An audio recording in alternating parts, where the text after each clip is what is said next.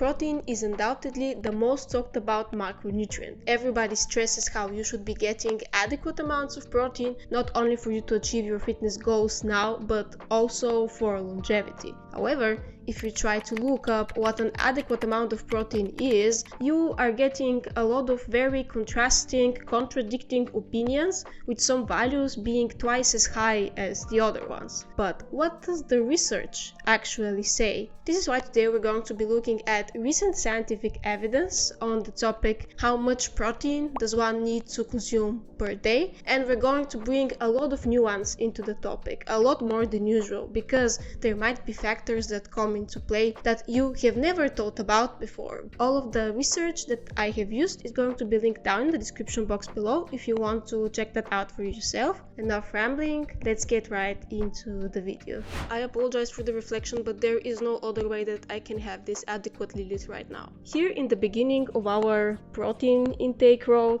you can see this value of 0.8 grams per kilogram body weight per day, which is probably the lowest value that you're ever going to see anywhere online. So why does it exist? This is actually the recommended daily allowance by authorities for how much protein does one have to eat per day in order to stay in a protein balance. The correct term is nitrogen balance, because the way this value was determined was with the so-called nitrogen balance method, where this analytical experiment is performed and the nitrogen that we ingest is compared to the nitrogen that leaves our body. Protein is made up of amino acids, as you probably know, and nitrogen is present in all of the amino acids. This is why scientists have used this for a lot of years to determine protein content. In today's age, a lot of researchers have recognized that this method actually underestimates the protein that we might need, because it overestimates the protein that we ingest and it underestimates the protein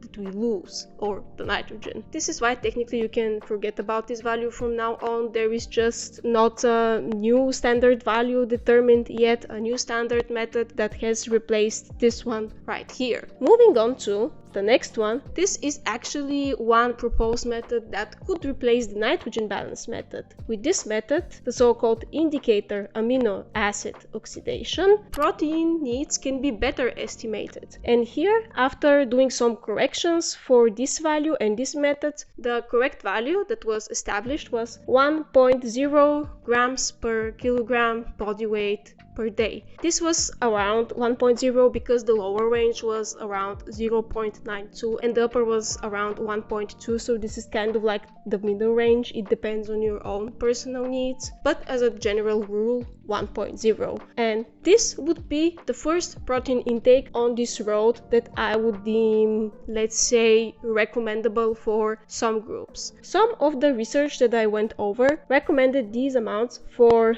sedentary people, but I have this with a question mark right here. Sedentary people would classify as people who, for instance, have an office job or a home office job. They don't participate in any type of resistance training or cardio training or anything throughout the week. They just have some small amounts of daily movement when they walk themselves to the metro station or to work or to the grocery store, or maybe take their dog out for a walk, and that's it, nothing really of an exercise regime. On the other hand, one of the other research papers that I went over suggested that sedentary people, because they do not participate in any type of training, actually have a harder time retaining the protein, so they might actually need a little bit more in the beginning of the next category to maintain all of the lean mass that they have. This is why, in my opinion, if you're somebody that identifies as sedentary in this category, you can calculate your protein intake somewhere in between these two values. I think that would be a good estimate for your needs, since there was no definite conclusion as to which exactly of the two numbers is more valid.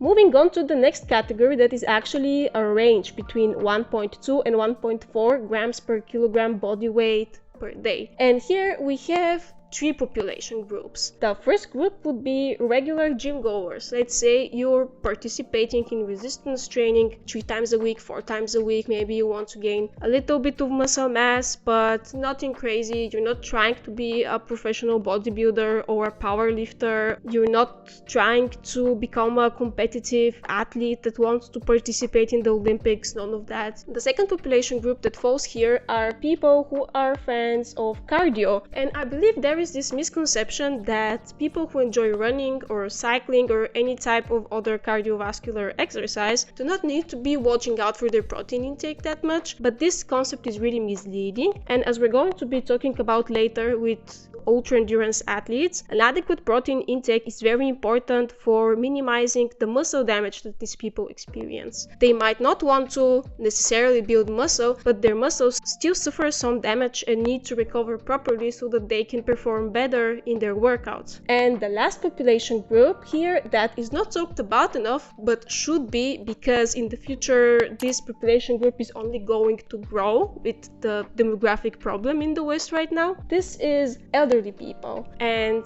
elderly people generally suffer from anabolic resistance. Their bodies do not respond in the same way to protein intake as younger people do, and they cannot utilize all of the amino acids as building blocks to build new protein. Their bodies are just somewhat resistant to the protein that they're ingesting. This is why they might need more in order to achieve a threshold for muscle protein synthesis and actually maintain or even build some extra muscle mass. And here, from the so-called Health ABC study, we have a proposed value of anywhere with a minimum of 1.2 grams per kilogram body weight per day. And this is because the outcome of this study was that people who ate, elderly people of course, more than that, maintained 40% more of their lean mass compared to the other group of elderly people that ate anywhere under that value. And this is very crucial for longevity, for staying independent for a longer time throughout your lifetime, preventing falls, bone fractures, all of those things. The only concern with elderly people and higher protein intake is the satiating factor of protein, because protein, as you've probably heard if you're a fan of the channel, is the most satiating out of the 3 macronutrients. And elderly people, a lot of them generally are experiencing a decrease in appetite, and if protein decreases their appetite even further, then they might unintentionally consume less energy than they actually need, a lot less energy, which might again result in loss of lean mass and also probably lack of sufficient amounts of certain micronutrients that are also important for maintaining good health.